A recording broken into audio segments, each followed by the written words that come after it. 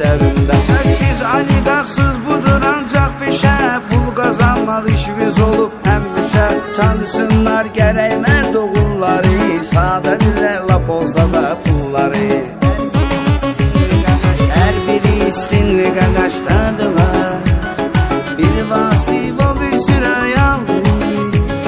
Qardaşa qardaşdı dayaq həyatda, toxsuna patişkadılar halaldı. Hər biri istinli qaqaşlardılar, biri vasif o bir sürə yandı. Qardaşa qardaşdı dayaq həyatda, toxsuna patişkadılar halaldı.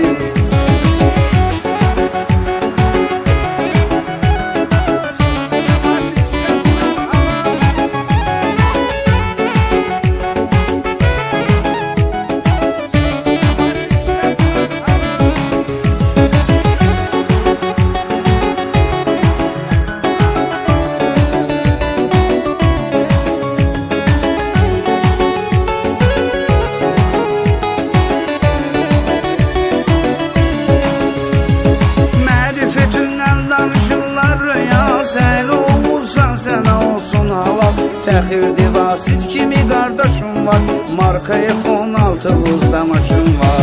Elə ki uşaqlar yığışır kalonda, çox apaslı qonka başlayır onda.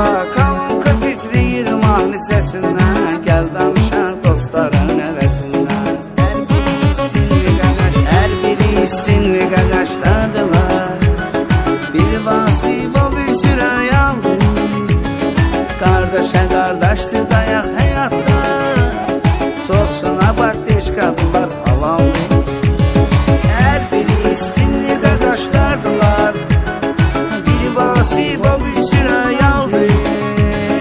Qardaşa qardaşdı dayaq həyatda, toxsuna patişkadılar halaldı.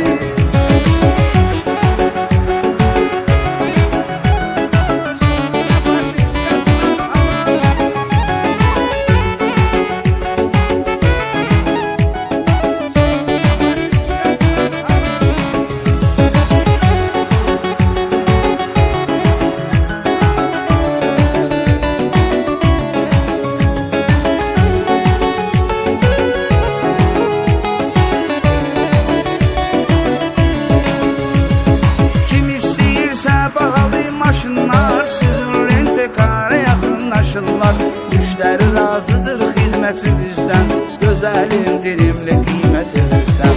Sözlərindən halıtandı kəsərli, ağıllı insanlar olar dəyərli. Həm tanıyanlar tanıyır düz sizi, yad elədi ona görə sözsüz.